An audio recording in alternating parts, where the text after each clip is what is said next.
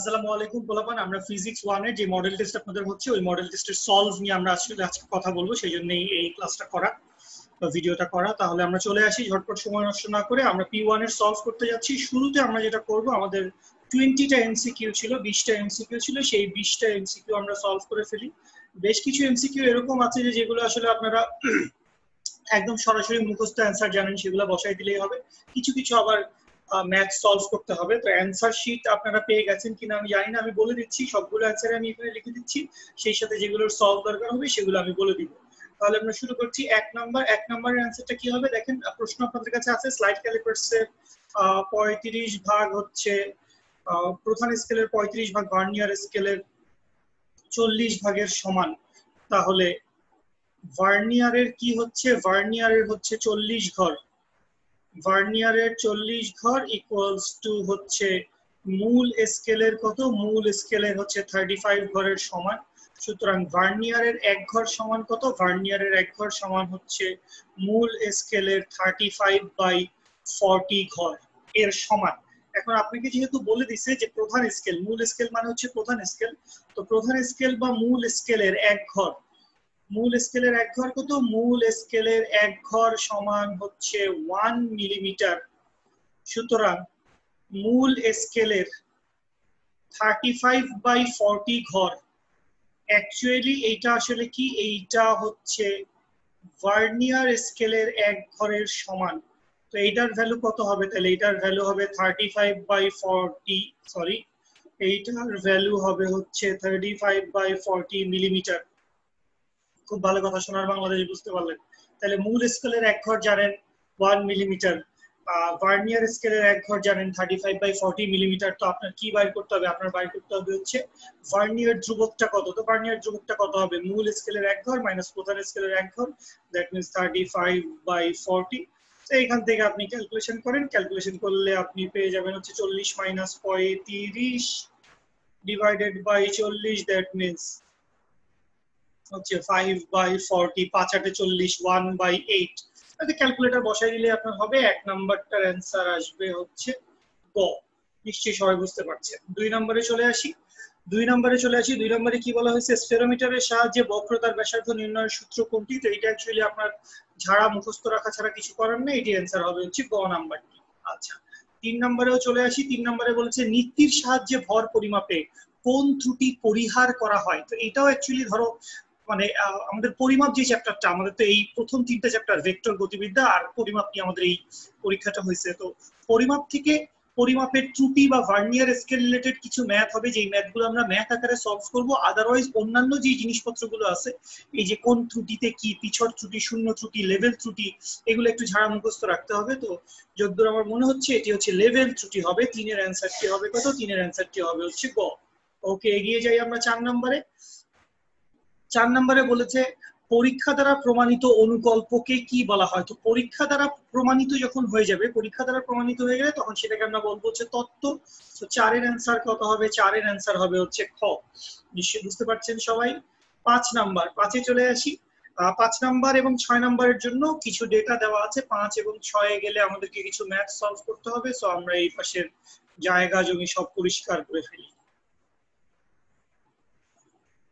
এই পাশের জায়গা জমিগুলো আমরা পরিষ্কার করে ফেললাম। জায়গা জমি পরিষ্কার করে এবার এখানে আমরা চলে আসেন, কি করছি, 5 নাম্বার দেওয়া আছে কোন একটা বস্তুর ভর দেওয়া আছে, এম এর ভ্যালু, এম এর ভ্যালুটা দেওয়া আছে হচ্ছে 100 ± 2%, 100 ± 2 এইভাবেই দেওয়া থাকবে। পার্সেন্টের আসলে আচ্ছা ঠিক আছে, 100 ± 2%। ও ভেরি গুড।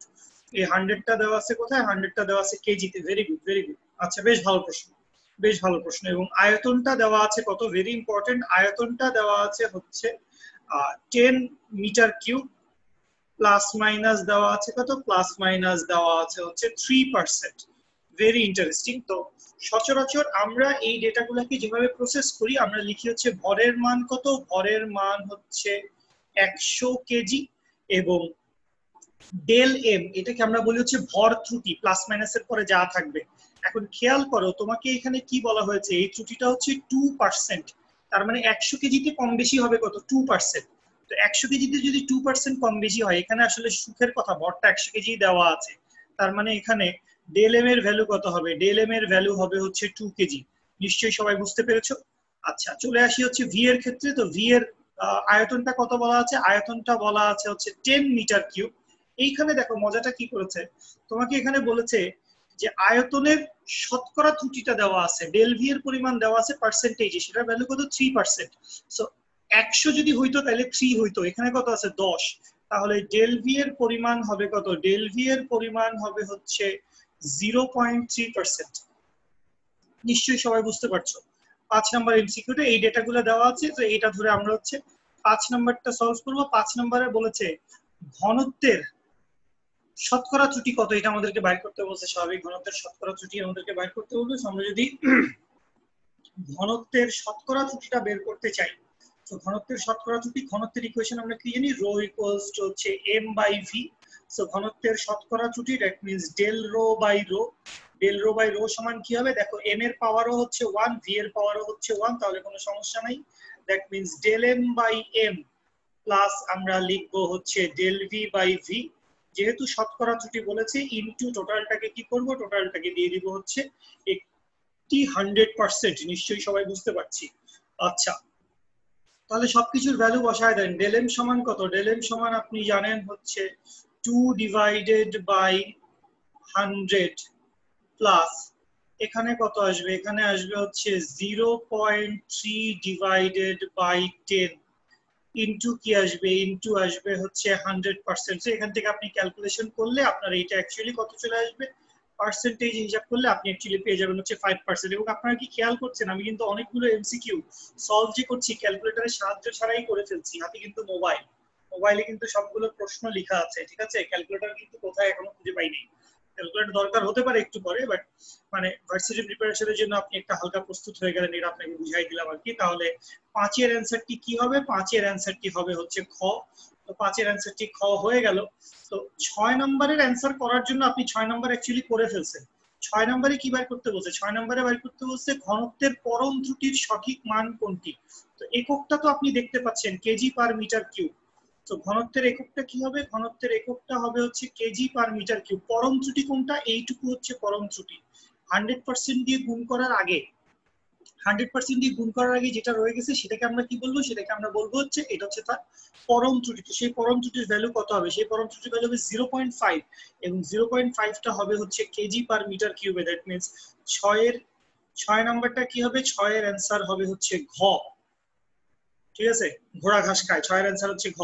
নিশ্চয়ই বুঝতে পেরেছেন। চলে আসছি হচ্ছে 7 নম্বরে। চলে আসছি 7 নম্বরে। এক চুমুক চা খেয়ে নিতে হবে।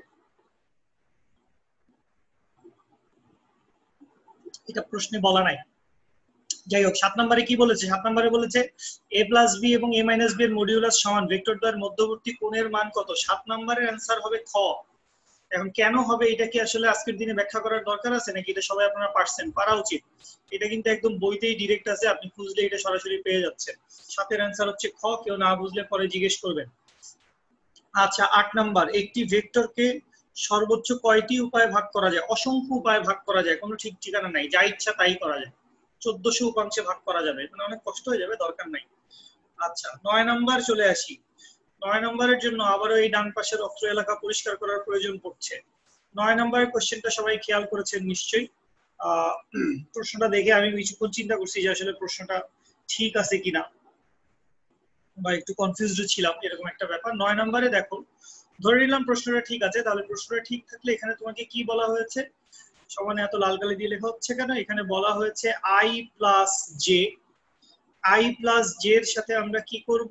আই প্লাস জে এর সাথে আমরা হচ্ছে জে ইন্টু কে কি করব? জে ইন্টু কে হচ্ছে আমরা একটা ক্রস গুণন করব।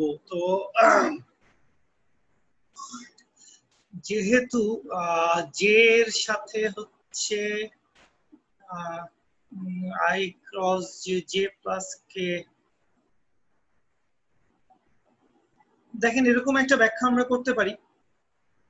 সবাই একটু খেয়াল করি। আমি ধরে নিলাম যে এই হচ্ছে একটা তলের উপরে একটা তলের উপরে আমরা দুটো ভেক্টর চিন্তা করছি, যে এটা হচ্ছে আই একটা ভেক্টর যেটা হচ্ছে এক্স এক্সিস বরাবর, এবং সেই সাথে এইটা হচ্ছে জে একটা ভেক্টর, সেটা হচ্ছে কি ওয়াই এক্সিস বরাবর। তাহলে আই প্লাস জে করলে যেটা হবে, আই প্লাস জে অর্থাৎ এইটুকু অংশ, প্রথম যেটুকু অংশ আছে সেইটুকু অংশের কথা বলছি, আই প্লাস জে করলে যা হবে সেটা অ্যাকচুয়ালি এই তলের উপরেই থাকবে, এই প্লেনের উপরেই থাকবে। আচ্ছা, এবারে কি আসছে, এবারে আসছে এই পাশে জে ক্রস কে। তো জে ক্রস কে করলে আপনি কি পাবেন, জে ক্রস কে করলে আপনি পাবেন হচ্ছে আই।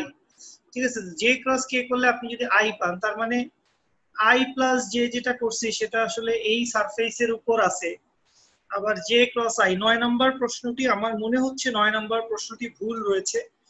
এই বিষয়ে আপনারা পরে আকাশের সাথে কথা বলে নেবেন। 9 নম্বরে আসলে ভুল থাকার সম্ভাবনাটা একটু বেশি মনে হচ্ছে, তারপরেও আমার নিজের চিন্তাতেও কম বেশি একটু ভুল হতে পারে, আমিও হয়তো বুঝতে পারছি না। আপনারা আমাকে জানায়েন পরে যে কোনো কিছু কনফিউশন আছে কিনা। আমার 9 নম্বর প্রশ্নটা দেখে সিমেট্রিক্যাল মনে হয় নাই, মনে হয়েছে 9 নম্বরটা বোধহয় ভুল আছে।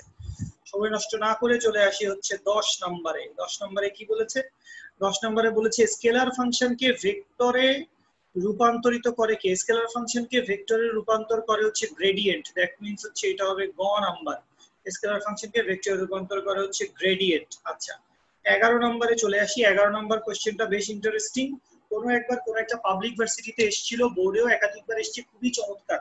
সবাই একটু 11 নম্বরের প্রশ্নটা দেখে নেন ঝটপট। এই ফাঁকে ভাইয়া আরেক কাপ মানে আরেক চুমুক চা খেয়ে নেবে। কি বলেছে, এ হচ্ছে একটা ভেক্টর, এবং এই যে এ ভেক্টরটা আছে, এই যে এ ভেক্টরটা আছে, এ ভেক্টরটার মাত্রা দেওয়া আছে কত, এ ভেক্টরের মাত্রা দেওয়া আছে হচ্ছে মিটার ইনভার্স 2। দেখো একে কি বলেছে এখানে, একবার আপনি এটাকে ডেলের সাথে ক্রস গুণন করেছেন, এই এ ভেক্টরকে আপনি কি করেছেন, ডেলের সাথে আপনি একবার ক্রস গুণন করেছেন, এরপরে আপনি এটাকে কি করেছেন, এরপরে আপনি আবার এটাকে ডেলের সাথে, ডেলের চিহ্নটা ভুল আছে আপনার বইতে, ডেলটা উল্টে দিয়েছে, ডেলটা এরকম হবে, ওটার সাথে আপনি ডট গুণন করেছেন। তো এটার মাত্রা কত হবে, তো এটা আমি আসলে মুখস্থ বলে ফেলতে পারছি। 11 নম্বরের অ্যান্সারটি হবে হচ্ছে খ। কারণ কথা হচ্ছে আপনি ভাই কিভাবে বললেন 11 নম্বর অ্যান্সার হচ্ছে খ, খুব সিম্পল ব্যাপার, বুঝেন, খুব সিম্পল ব্যাপার, যারা বুঝেন তো বুঝেন, যারা বুঝেন না বুঝেন। এর মাত্রা কত দেওয়া আছে, এর মাত্রা দেওয়া আছে মিটার ইনভার্স 2।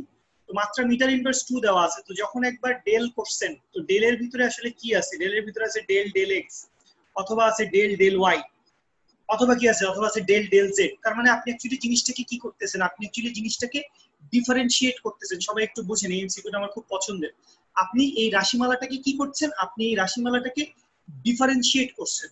যখন ডিফারেন্সিয়েট করছেন, ডিফারেন্সিয়েট করতে গিয়ে কি হয়েছে, ডিফারেন্সিয়েট করতে গিয়ে আপনি দেখতে পাইছেন যে নরমালি ডিফারেন্সিয়েট, ধরো এই এম ইনভার্স 2 কে তুমি ডিফারেন্সিয়েট করবা, তো ডিফারেন্সিয়েট করলে কি হবে, 2টা সামনে আসবে, এম এর পাওয়ার থেকে কি হবে, 1 বিয়োগ হবে, পাওয়ার বিয়োগ দিয়ে কত হবে, -3। তাহলে একবার ডিফারেন্সিয়েট করলে তার পাওয়ার কত আসছে, -3।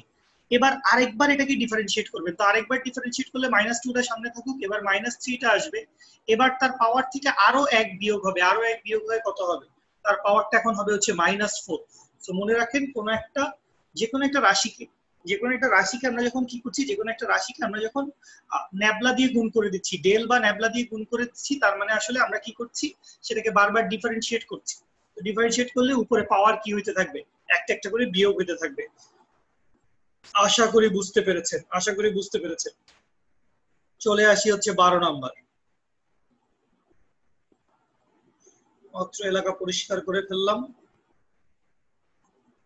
চলে এসেছি 12 নম্বরে। 12 নম্বরটা বেশ ভালো একটা প্রশ্ন। 12 নম্বরের প্রশ্নে আমার মনে হচ্ছে সামান্য একটু ভুল রয়েছে, সামান্য একটু প্রিন্টিং মিস্টেক থাকতে পারে।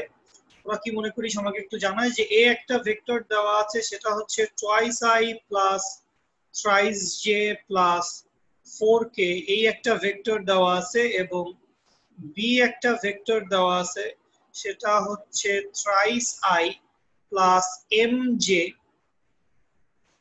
-6k দেওয়া আছে। আমার কেন যদি এটাকে +6k লিখতে ইচ্ছা হচ্ছে, কেন +6k লিখতে হচ্ছে, খেয়াল করেন, আই এর সহগ দুইটা, আই এর সহগ দুইটাকে যদি আপনি একটাকে আরেকটা দিয়ে ভাগ করেন, তাহলে আপনি কত পাচ্ছেন, আপনি পাচ্ছেন হচ্ছে 2/3। আপনি কে এর সহগ দুইটাকে একটা দিয়ে একটাকে ভাগ করেন, আপনি কত পাচ্ছেন, 2/3। মানে 4/6 মানে তো 2/3 হবে, তো অনুপাতটা তো সমান হইতে হবে। তাহলে এবার কত আসছে, এবার আসছে জিনিসটা হচ্ছে 3/m। আলটিমেটলি আপনাকে এই এম এর ভ্যালু কত বাইর করতে হবে, তো এম এর ভ্যালু আপনি এটা সমান ওটা লেখেন না বাবু, তাহলে এটা যদি m হয় তাহলে এটা হবে 3 3 9/2। 9/2টা কোথায় আছে? 12 নম্বরের অ্যান্সার হবে ক। নিশ্চয়ই বুঝতে পেরেছেন। ঠিক আছে, চলে আসি এবার সাইডে চলে যাই, চলে যাচ্ছে হচ্ছে 13 নম্বরে। 13 নম্বরে প্রাস, খুবই ভালো জিনিস। 13 নম্বরে চলে আসি আমরা। 13 নম্বরে কি বলা হয়েছে? 13 নম্বরে বলা হয়েছে প্রাসের গতিপথের সর্বোচ্চ বিন্দুতে বেগের অনুভূমিক উপাংশ শূন্য না, বেগের উলম্ব উপাংশ শূন্য, ত্বরণের অনুভূমিক উপাংশ শূন্য। ত্বরণের অনুভূমিক উপাংশ, প্রাসের ক্ষেত্রে আসলে ত্বরণের কোনো অনুভূমিক উপাংশই নাই, প্রাসের কোনো ত্বরণই নাই, মানে সরি প্রাসের কোনো অনুভূমিক ত্বরণ নাই, প্রাসের উলম্ব ত্বরণ আছে, উলম্ব ত্বরণটা হচ্ছে জি। অপশন হবে হচ্ছে খ নাম্বার। 13 নাম্বারটা আমরা দাগাবো হচ্ছে খ নাম্বার। 2 নাম্বার এবং 3 নাম্বার এই দুটো হচ্ছে সঠিক। ঠিক আছে, আচ্ছা চলে আসছি এবার হচ্ছে 14 নাম্বারে আমরা চলে আসছি। 14 নাম্বারে কি বলা হয়েছে আমরা দেখবো, তার আগে একটু এলাকা পরিষ্কার করি। পরিষ্কার পরিচ্ছন্নতা অভিযান আমাদের চালিয়ে যেতে হবে জীবনে মরণে। 14 নম্বরে কি বলেছে? s equals to half at square। খুব ভালো কথা। এই সমীকরণের গ্রাফ কোনটি হবে? এই সমীকরণের গ্রাফ 14 নম্বরের গ্রাফ হবে হচ্ছে গ নাম্বার, কারণ s equals to at square graph related কথাবার্তা আমরা যদি গতিবিদ্যার ক্লাসে বলে থাকি নিশ্চয়ই স্মরণে আছে, অথবা না হলে আমরা সামনে গিয়ে বলবো। আচ্ছা চলে আসি হচ্ছে 15 নাম্বার অঙ্ক দেখতে পাচ্ছি। স্থির অবস্থান থেকে মুক্তভাবে পড়ন্ত বস্তুর, দ্যাট মিন্স সম্পর্কটা কি? সম্পর্ক হচ্ছে h equals to half g t square বা h is proportional হচ্ছে t square। খুব ভালো কথা। আপনাকে তিনটা সময় দেওয়া আছে, আপনাকে t1 দেওয়া আছে 4 সেকেন্ড, t2 দেওয়া আছে হচ্ছে 8 সেকেন্ড, t3 দেওয়া আছে হচ্ছে 16 সেকেন্ড। খুব ভালো কথা। তাহলে এখন বার করতে বলছে অতিক্রান্ত দূরত্বের অনুপাত কত। তাহলে h1 is to h2 is to h3 সমান সমান আমি কি লিখতে পারবো? সমান সমান আমি লিখতে পারবো হচ্ছে 4 square is to 8 square equals to 16 square। ওরে বাবা, 4 4 এ কত? 16, 8 8 এ কত? 64, 16 16 কত? 16 16 256 না রে? এইবার একটু ক্যালকুলেটর দরকার হয়ে গেল বোধহয়। না 16 16 256 শিওর, তারপরেও কনফিডেন্টলি শিওর হওয়ার যে ব্যাপারটা। তাহলে 16 কে 16 দিয়ে ভাগ করলে 1, 16 কে 64 দিয়ে ভাগ করলে 4 16 64, আর 256 কে 16 দিয়ে ভাগ করলে 16। তো 1:4 to 16 এরকম কোন অপশন কি রয়েছে আমাদের? 1:4 to 16, এটি হবে হচ্ছে খ নাম্বার। আচ্ছা চলে আসি হচ্ছে 16 নম্বরে। বৃত্তাকার পথে সমদ্রুতিতে ঘূর্ণায়মান বস্তুর ত্বরণ, ত্বরণটা তো হচ্ছে সব বিন্দুতে ত্বরণের মান সমান, অবশ্যই সব বিন্দুতে হচ্ছে ত্বরণের মান সমান, কিন্তু ত্বরণের দিকটা হচ্ছে ভিন্ন। ত্বরণের দিকটা হচ্ছে ভিন্ন, কারণ এক এক বিন্দুতে ত্বরণ এক এক দিকে কাজ করতেছে। তাহলে রৈখিক ত্বরণের কথাই আমরা বলতেছি, তাহলে এটাকে আমরা অসম ত্বরণ বলবো। 16 নম্বরে আমরা বলবো এটির অ্যান্সার হবে হচ্ছে খ নাম্বার। আচ্ছা 17তে চলে আসি। 17তে কি বলেছে? নিচের কোনটিতে বস্তু আগের স্থানে ফেরত আসবে? নিচের কোনটিতে বস্তু আগের স্থানে ফেরত আসবে? স্থান, স্থান মানে তো স্থানাঙ্ক। স্থানাঙ্ককে বসাইছি কোথায়? স্থানাঙ্ককে বসাইছি খেয়াল করেন আমরা ওয়াই এক্সিস বরাবর। সবাই খেয়াল করেন 17 নম্বরে দেখেন যতগুলো গ্রাফ দেওয়া আছে, ধরো ক নাম্বার, খ নাম্বার, ঘ নাম্বার, কোনোটাতেই কিন্তু এস একই জায়গায় নাই, শুধুমাত্র গ নাম্বারে। 17 নম্বরের অ্যান্সারটা হবে হচ্ছে গ। কেন 17 নম্বরের অ্যান্সারটা গ হবে? সরি, কেন 17 নম্বরের অ্যান্সারটা গ হবে সেটা একটু বুঝে নেই আমরা। সেটা হচ্ছে এই তো ছিল আমার গ্রাফটি, ওয়াই এক্সিস বরাবর এস বসাইছি, এক্স এক্সিস বরাবর টি বসাইছি, তো উপরে গেছি, ডানে গেছি, বামে আসছি। এই বিন্দুর ওয়াই এক্সিস বরাবর স্থানাঙ্ক আর এই বিন্দুর ওয়াই এক্সিস বরাবর স্থানাঙ্ক কি সেম না? দুইটা বিন্দুর ওয়াই এক্সিস বরাবর স্থানাঙ্কটা সমান, তাহলে সে আসলে একই জায়গায় ফেরত আসছে। 17 এর অ্যান্সার হচ্ছে গ নাম্বারটা। আচ্ছা 18 নাম্বার, আবারও ম্যাথ দেখতে পাচ্ছি যেন, তাহলে আবারও চলে যেতে হবে পরিষ্কার পরিচ্ছন্নতা অভিযান। 18 নম্বর, একটি রাইফেল 300 মিটার পার সেকেন্ড নিক্ষেপণ বেগে ছুটতে পারে, এই গুলি দুটির পাল্লা সমান হবে। অবশ্যই বিচরণকাল অসমান হবে, বিচরণকাল অসমান হবে 2u sin alpha by g। হ্যাঁ, বিচরণকাল অসমান হবে, তাদের নিজ নিজ বেগের অনুভূমিক উপাংশের পরিবর্তন হবে না। হ্যাঁ, তাদের নিজ নিজ বেগের অনুভূমিক উপাংশ, নিজ নিজ বেগের অনুভূমিক উপাংশ কখনো পরিবর্তন হবে না। 18 নম্বরে আসলে সবগুলোই সঠিক, তো আমরা দাগাবো হচ্ছে 18 নম্বর হচ্ছে ঘ নাম্বার, 18 নম্বর ঘ, সবগুলো এখানে সঠিক। আচ্ছা, চলে আসি 19 নাম্বার। সর্বাধিক উচ্চতা হবে যখন আলফার ভ্যালু, সর্বাধিক উচ্চতা হবে তো আলফার ভ্যালু যখন সাইন 90 ডিগ্রি হবে তখনই তো সর্বাধিক উচ্চতা হবে, তাই না? 19 নাম্বারটি আসলে কি বলতে চায়? হ্যাঁ, অবশ্যই 19 নাম্বারটি হচ্ছে বলতে চায় অ্যান্সার হবে হচ্ছে খ। আচ্ছা, চলে আসি হচ্ছে 20 নাম্বার। 20 নাম্বারে কি বলেছে? 20 নাম্বারে বলেছে হচ্ছে যে, আচ্ছা, একটা সমীকরণ দেওয়া আছে খুবই চমৎকার, x equals to 12 into t minus 1.2 into t square, দুইটাই মিটার পার সেকেন্ডে দেওয়া আছে, বুঝলাম, মানে ut minus half gt square বা ut minus half gt square ওরকম একটা ফরম্যাটে দেওয়া আছে। 3 সেকেন্ড সময়ে বস্তুর বেগের মান কত? 3 সেকেন্ড সময়ে বস্তুর বেগের মান, তো বেগ কেমনে বাইর করবেন? বেগ বাইর করার জন্য আগে সরণকে আপনি ডিফারেন্সিয়েট করেন, d dt of x, তাহলে d dt of x করলে এখানে পাবেন হচ্ছে 12 মাইনাস এখানে পাবেন হচ্ছে 1.2 into 2.4 into t। তাহলে এবার t এর মান কত বসাবেন? t এর মান বসাবেন 3 সেকেন্ড, তাহলে 12 মাইনাস 2.4 into 3, তাহলে 2.4 into 3 করলে কত হয় ভুলে গেছি, মানে মুখস্থ নাই আর কি, এটা মুখস্থ থাকবে কেন? এটা থেকে কত বিয়োগ করব? 12 বিয়োগ করে দিব, তাহলে কত পেলাম? 4.8 কোন অ্যানসার এসেছে? হ্যাঁ, 4.8 একটি অ্যানসার পেয়ে গেছি। 20 নাম্বারের অ্যানসারটি হচ্ছে ক। তাহলে এই হচ্ছে আপনার 20টি এমসিকিউ সলভ, আশা করি সবাই বুঝতে পেরেছে। এবারে আসুন আমরা দেখে নেই হচ্ছে আমাদের যে সৃজনশীল অংশটা ছিল, সৃজনশীল অংশে আমাদের 3টা কোশ্চেন ছিল, সেই সৃজনশীল প্রশ্নগুলার আমরা সলভ গুলা দেখে নিব। তো কখনই আসলে খুব বেশি কথা বলার কিছু নাই, পিচ কি এটা আপনারা পরিমাপ একটা করলে জানেন, লং রোলার ঠেলা অপেক্ষা টানা সহজ, ঠেললে ফোর্সের একটা উপাংশ নিচে নামে, টানলে ফোর্সের উপাংশটা উপরে আসে, ওজন কম অনুভূত হয়, এটা আপনারা সবাই জানলেন, খুব ভালো কথা।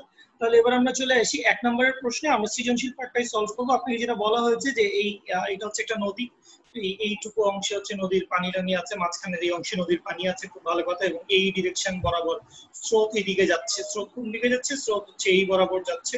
স্রোতের একটা ভেলোসিটি দেওয়া আছে, স্রোতের ভেলোসিটিটা কত? স্রোতের ভেলোসিটি দেওয়া আছে হচ্ছে 3 কিলোমিটার পার আওয়ার। এই হচ্ছে একটা স্রোতের ভেলোসিটি দেওয়া আছে, খুব ভালো কথা। আর এই নদীতে একটা নৌকার ভেলোসিটিও দেওয়া আছে, নৌকা চালাবে কত বেগে? নৌকা চালাবে হচ্ছে 15 কিলোমিটার পার আওয়ার বেগে। কোন দিকে চালাবে? বিভিন্ন দিকে চালাইতে পারে, যখন যেদিকে চালানোর দরকার হবে তখন সেদিকে চালানো হবে। এবং সেই সাথে এখানে অপর পার্ট দিয়ে একজন সাইকেল চালকের কথাবার্তা বলা হয়েছে। এখানে আমি একজন সাইকেল চালককে আঁকার একটা দুর্ধর্ষ চেষ্টা করেছি, যাই হোক কতটা সফল হয়েছি জানি না, যাই হোক একজন সাইকেল চালকের ভেলোসিটিও দেওয়া আছে, আপনারা বুঝতেছেন দুইটা চাকা মাক্কা দেওয়া আছে, তার মানে সাইকেল চলতেছে, খুব ভালো কথা। তাহলে এবার আমরা চলে আসি, এবার আমরা চলে আসব হচ্ছে গ নাম্বারে। গ নাম্বারে চলে আসি, গ নাম্বারের প্রশ্নটা সবাই পড়ি। গ নাম্বারে কি বলা হয়েছে? সাঁতারু কত কোণে সাঁতার কাটলে অপর পারে সাইকেল আরোহীর সাথে মিলিত হতে পারবে? তো আমরা তো এখনো জানি না যে সাঁতারু কত কোণে সাঁতার কাটলে সে ধরতে পারবে। তো আমরা ধরে নিলাম যে এই সাঁতারু হচ্ছে যে কোনো একটা র্যান্ডম একটা অ্যাঙ্গেলে সাঁতার কাটলো। সাঁতারু বা নৌকার বেগের কথা বলা হচ্ছে। আমি যে নৌকার বেগের কথাটা বলছি এটা অ্যাকচুয়ালি নৌকার বেগ না, আমি আন্তরিকভাবে দুঃখিত,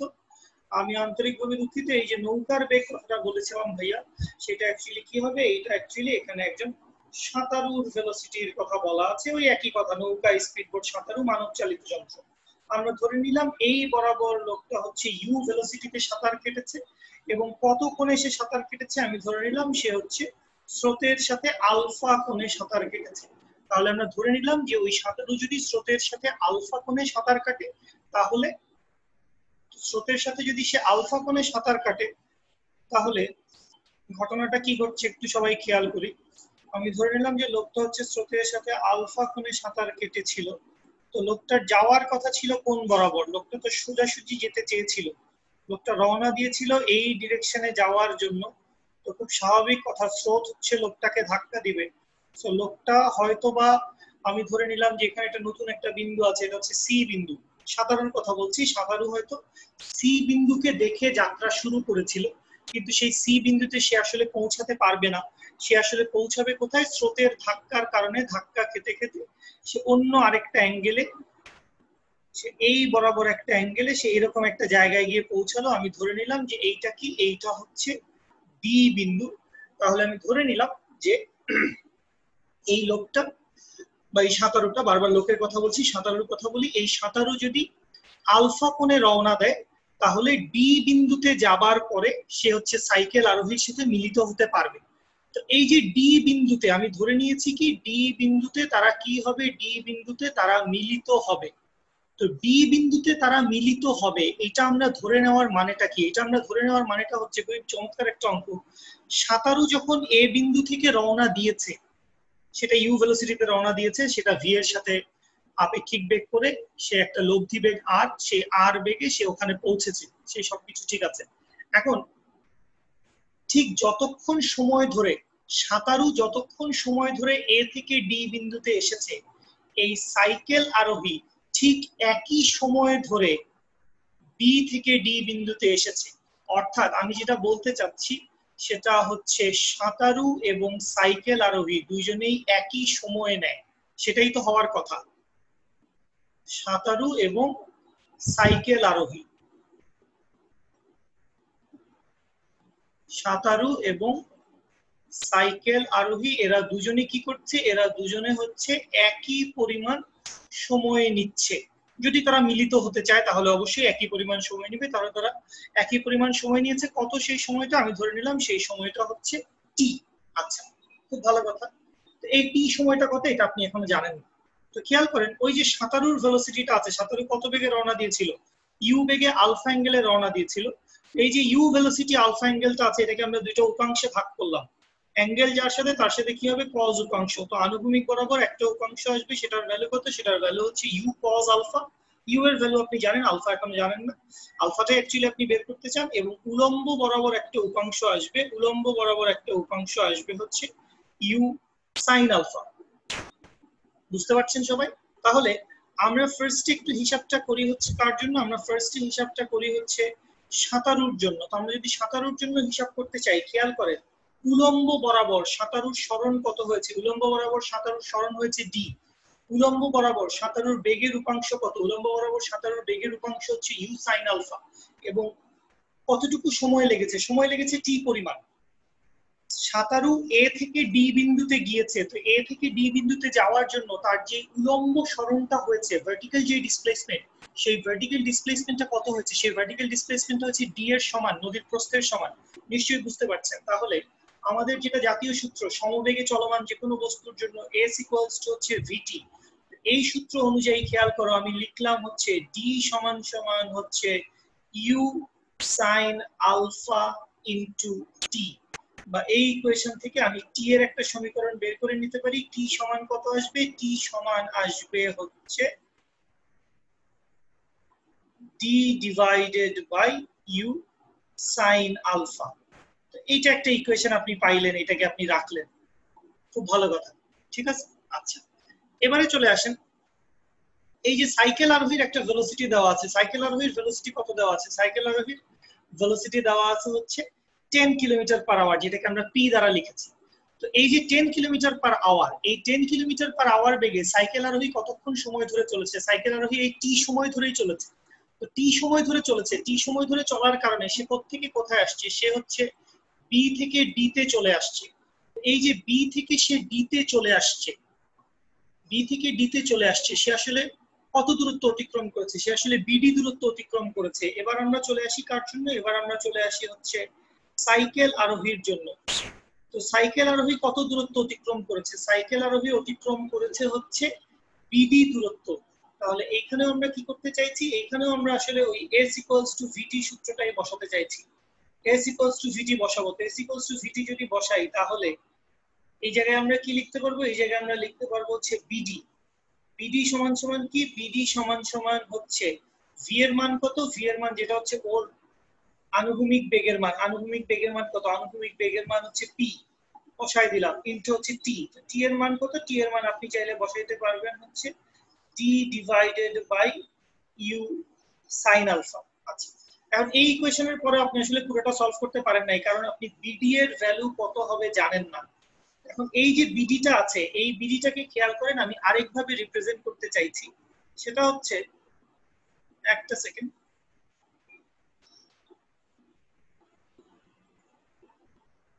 সেটা হচ্ছে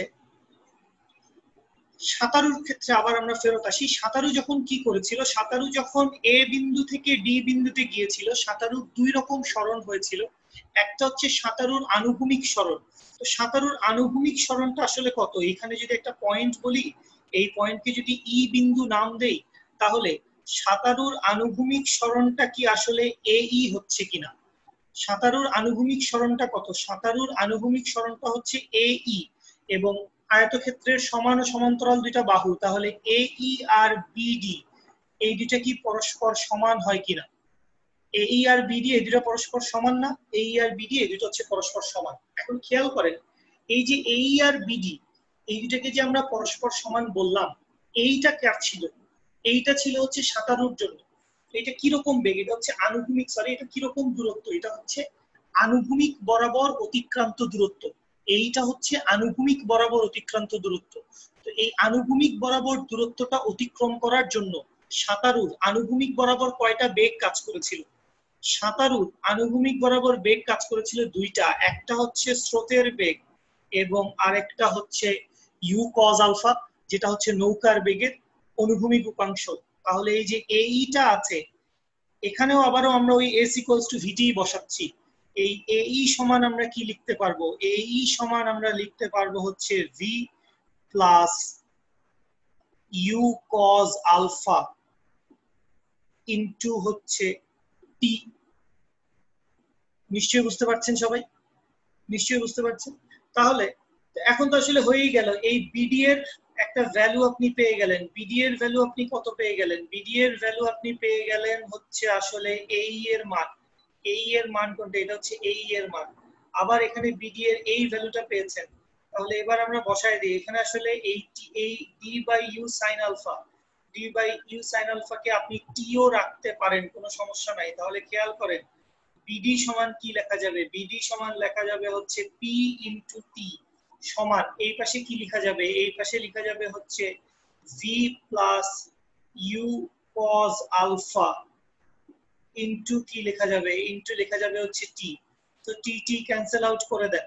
তো খেয়াল করেন আপনি কি পেয়ে যাচ্ছেন, আপনি পেয়ে যাচ্ছেন পি সমান হচ্ছে V plus U cos alpha.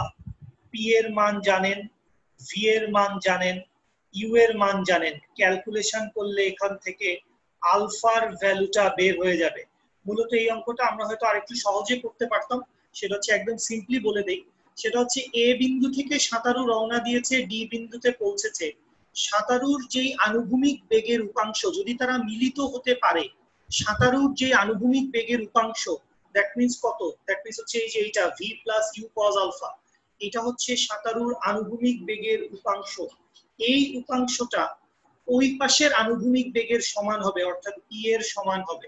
তো এটা লিখেও ডিরেক্ট করা যায়, তো আমার মনে হয় যেহেতু আমরা বোর্ড পরীক্ষার জন্য করছি, একটু ডিটেইলস লিখে আসলেই ভালো হয়। আশা করি সবাই বুঝতে পেরেছেন, আদারওয়াইজ সলভটা দেখার পরে আপনাদের তো আমার সাথে কথা বলার অপশন রয়েছেই, ঠিক আছে, আপনাদের আমার সাথে কথা বলার অপশন রয়েছে। সো এখান থেকে আমরা কি করতে পারবো, এখান থেকে হচ্ছে আমরা যে আলফার ভ্যালুটা কত সেটা বের করতে পারবো, এবং আলফার ভ্যালুটা যদি বের করতে পারেন, আপনি যে কোনো ইকুয়েশনে বসান, আপনি এই বিডি এর ইকুয়েশনে বসান বা আপনি এই এর ইকুয়েশনে বসান, বা সবচেয়ে ভালো হয় এই আলফার ভ্যালুটা বের করার পরে আমরা ঘ নাম্বার সলভ করতে চাই। তো ঘ নাম্বার যদি আমরা সলভ করতে চাই, ঘ নাম্বারে হচ্ছে এই সময়টা আমাদের দরকার হবে, যে কতটুকু সময় তাদের লেগেছে। তো আপাতত যেই সময়টা লেগেছে, এই সময়টা কি, এই সময়টা হচ্ছে মিলিত হবার সময়। এই যে টিটা এখানে লিখেছি, এই টিটা কি, এই টিটা হচ্ছে মিলিত হবার সময়। তো এই মিলিত হতে সাঁতারু এবং সাইকেল চালক মিলিত হতে কত সময় লাগে, এই সময়টা আমরা এই সমীকরণটা দিয়ে সরাসরি বের করে নিতে পারি। সেটা হচ্ছে টি সমান হচ্ছে D divided by U sine alpha. তাহলে মিলিত হতে আলফার মান বের করলে আপনার গ নাম্বার হয়ে গেছে, এইটুকুই আপনার গ নাম্বার। কিন্তু এরপরও আপনি কি করবেন, এরপরও আপনি হচ্ছে পরেরটা বের করে নেবেন। ঠিক আছে, যে সময়টা কত এটা আমরা বের করে নিলাম, বা এটা ঘ নাম্বারের শুরুতেই বের করা যায়। ঘ নাম্বারের শুরুতেই আপনার কাজ কি হবে, ঘ নাম্বারের শুরুতেই আপনি মিলিত হওয়ার সময়টা বের করে নেবেন। মিলিত হওয়ার সময়টা কি, মিলিত হওয়ার সময়টা হচ্ছে D divided by U sine alpha. তাহলে পি অফ মিলিত এইটার ভ্যালুটা কত, এইটার ভ্যালুটা আমরা বের করে এনেছি, ধরে নিলাম বের করে এনেছি। ক্যালকুলেশন করে নেবেন এবং ক্যালকুলেশন করে সবগুলো অঙ্কের অ্যান্সার মিলাবেন। আমি আর অ্যান্সার পর্যন্ত যাচ্ছি না, এতটুকু বুঝিয়ে দিলে নিশ্চয়ই আপনারা পারবেন। ক্যালকুলেশনটা অবশ্যই পারা উচিত। এবং আপনাদের আসলে আমি প্রশ্নগুলো দেখলাম, এমসিকিউ তো সলভ করলাম, যে এমসিকিউ আসছে এগুলো আসলে খুবই সহজ এমসিকিউ। 20 না হলেও 18-16 আসলে পাওয়াটা খুবই সহজ। 18-16 পাওয়াটা আসলে খুবই সহজ। আচ্ছা যাই হোক, চলে আসি। মিলিত হওয়ার সময়টা আমরা বের করে ফেলেছি। আরেকটা জিনিস আমাদেরকে বের করতে বলেছে, সোজা অপর পারে পৌঁছাতে কত সময় লাগবে। তাহলে আমাদের পরবর্তীতে আরেকটা সময় এখানে দরকার হবে। প্রথমটা তো বের করে ফেলছেন যে মিলিত হতে কত সময় লাগে। এবার ঘ নাম্বারে আমরা আরেকটা জিনিস জানতে চাই, সোজা অপর পারে যেতে, সোজা অপর পারে যেতে কি পরিমাণ সময় লাগছে। তো সোজা অপর পারে যেতে কি পরিমাণ সময় লাগছে, এটার জন্য আমি যদি ঝটপট সিম্পলের উপর গর্জিয়াস করে আপনাকে একটা ছবি দেখিয়ে দেই, যে এই তো হচ্ছে নদীটি, এই ছিল নদীটি, এই হচ্ছে নদীর এ প্রান্ত থেকে বি প্রান্ত। এই বরাবর রওনা দিলে হবে না, কারণ এখানে স্রোতের বেগ ভি আছে। তাহলে নৌকা চালক কি করবে, আপনারা জানেন যে স্রোতের বিপরীতে এই যে এরকম একটা কোনাকুনি করে সে হচ্ছে একটা ইউ বেগে রওনা দিয়েছে আলফা কোণে, এবং ইউ এবং ভি এর যে লব্ধি বেগ, সেই লব্ধি বেগটা আর, সেই লব্ধি বেগ আর তাকে পৌঁছে দিয়েছে কোথায়, এ থেকে বি বিন্দুতে পৌঁছে দিয়েছে। তো এই জায়গা দিয়ে আমরা একটু ভেক্টরের বেসিক কনসেপশনটা ব্যবহার করবো, বা এটাকে আপনারা ত্রিভুজ সূত্র, সমান্তরিক সূত্র, যা ইচ্ছা তাই বলতে পারেন।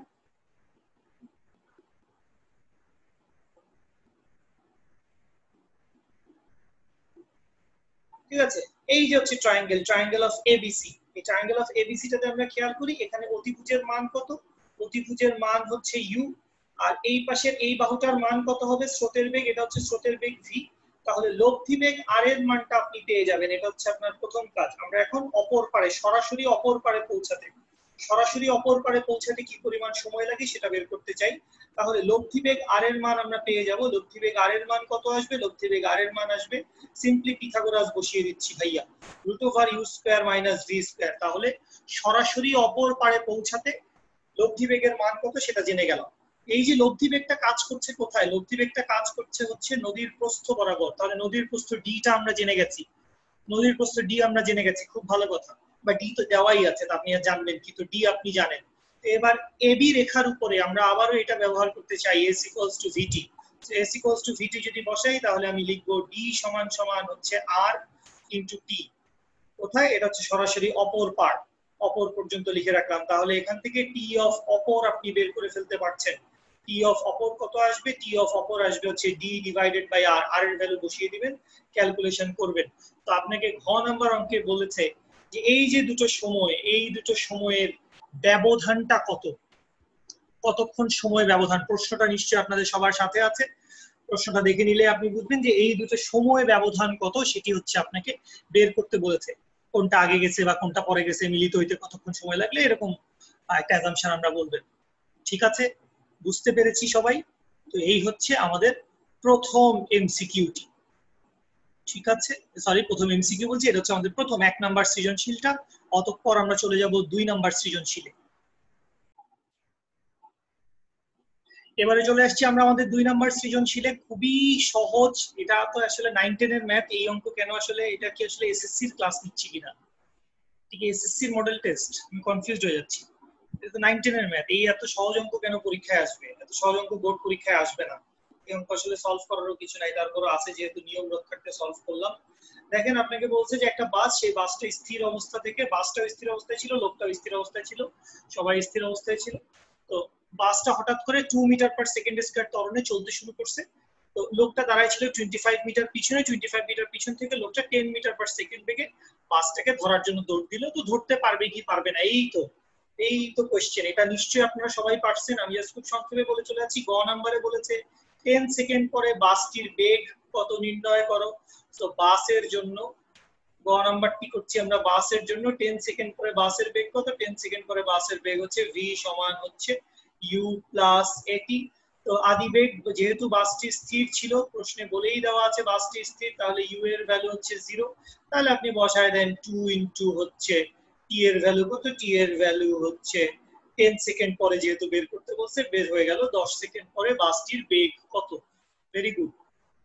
এই অঙ্ক করার জন্য তোমাকে এইচএসসি তে 3 নাম্বার দিবে, জীবনেও দিতে পারে। স্যারের মন মেজাজ খুব ভালো থাকবে। আচ্ছা, এর পরেরটা আসলে ওই যে জাতীয় প্রশ্ন, যে লোকটা আসলে বাসটাকে ধরতে সফল হয়েছিল কিনা, সফল হলে কত দূরে গিয়ে ধরতে পেরেছিল। তো এই ধরনের কেসে আমরা কি করব? এই ধরনের কেসে আমরা ধরে নিব যে বাসটি আরো মনে করো এক্স দূরত্ব সামনে যাওয়ার পরে, বাসটি আরো এক্স দূরত্ব সামনে যাওয়ার পরে এবং টি সময় পরে লোকটা বাসটাকে ধরতে পারবে। আমরা শুরুতেই কি ধরে নিব? আমরা শুরুতেই ধরে নিব যে লোকটা বাসটাকে ধরতে পারবে বা লোকটা বাসটায় উঠতে পারবে, এটা আমরা ধরে নিছি। তাহলে খেয়াল করেন, স্থির অবস্থা থেকে বাসটার সরণ কত হয়েছে? বাসটার সরণ হয়েছে এক্স পরিমাণ। তো এক্স ইকুয়ালস টু আমরা কি লিখতে পারবো? এক্স ইকুয়ালস টু আমরা লিখতে পারবো হচ্ছে হাফ এ টি স্কয়ার। এই হচ্ছে এর মান। আচ্ছা, লোকটা 25 সেন্টিমিটার পিছনে ছিল, তাহলে লোকটার অতিক্রান্ত দূরত্ব কত? লোকটার অতিক্রান্ত দূরত্ব হচ্ছে লোকটার অতিক্রান্ত দূরত্ব হচ্ছে x প্লাস 25 এবং লোকটা দৌড় দিয়েছিল হচ্ছে একটা সমবেগে 10 মিটার পার সেকেন্ড। তো s ইকুয়ালস টু কি হবে? s ইকুয়ালস টু হবে হচ্ছে vt। তাহলে এখানে আপনি x এর ভ্যালু বসিয়ে দিন, যে সেটা হচ্ছে half a t square plus 25 equals to হচ্ছে vt। এর ভ্যালু আপনার জানা আছে, টি এর ভ্যালু আপনার জানা আছে। এটা একটা দ্বিমাত্রিক টি এর একটা 2 ডিগ্রি ইকুয়েশন। এই 2 ডিগ্রি ইকুয়েশনটা আপনি সলভ করবেন। সলভ করে এই জায়গা দিয়ে টি এর ভ্যালুটা কত সেটা আপনি বাইর করবেন। টি এর ভ্যালুটা যদি বাস্তব ও ধনাত্মক হয় তার মানে ধরতে পারবে, আর যদি অবাস্তব ও ঋণাত্মক হয় তার মানে ধরতে পারবে না। এই হচ্ছে কথা। খুব সিম্পল, খুবই সহজ একটা সৃজনশীল।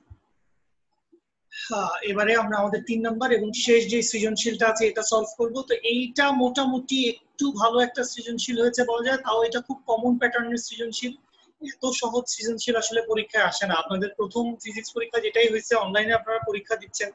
অনলাইনে আসলে পরীক্ষা তো আসলে আমরা জীবনে কোনোদিন দেই নাই, আমরাই খুব একটা দেই নাই ইউনিভার্সিটিতে পড়ার পরেও। তারপর আপনারা দিচ্ছেন, আমি অ্যাপ্রিসিয়েট করি। বাট তারপর আমি বলবো যে আসলে যে প্রশ্নগুলো আপনারা সলভ করেছেন সেই প্রশ্নগুলো আসলে অনেকটাই সহজ।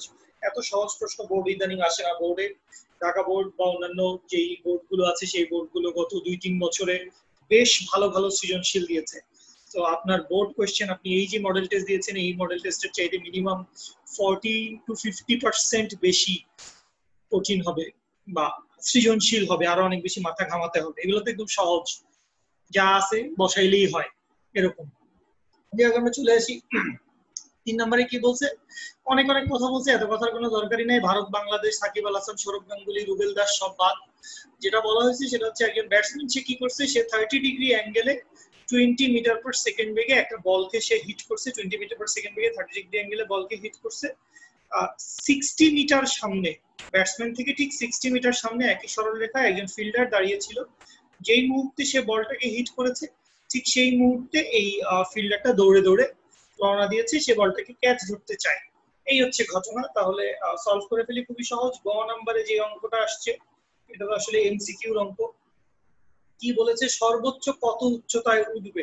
তো ক্রাশের জন্য সর্বোচ্চ উচ্চতা h সমান আমরা কি জানি? h সমান আমরা জানি u square sin square alpha divided by হচ্ছে টুয়াইস g।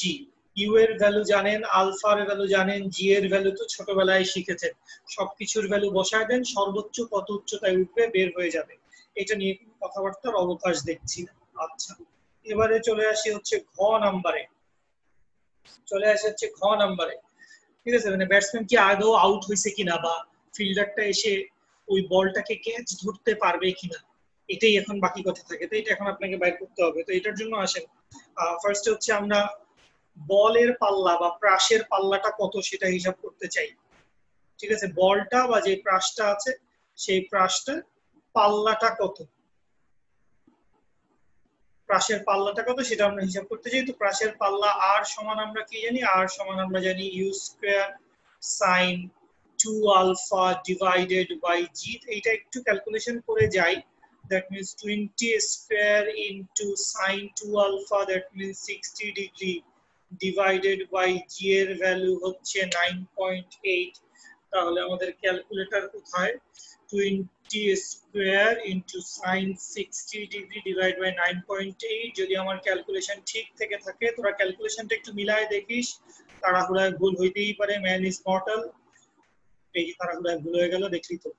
তাহলে 35.35 মিটার, অর্থাৎ এই বলটা কত দূরত্ব অতিক্রম করছে, বলটা মোটামুটি এইরকম একটা দূরত্ব, সেটা হচ্ছে 35.35 মিটার, এরকম একটা দূরত্ব বলটা অতিক্রম করলে বলটা মাটিতে পড়ে যাবে।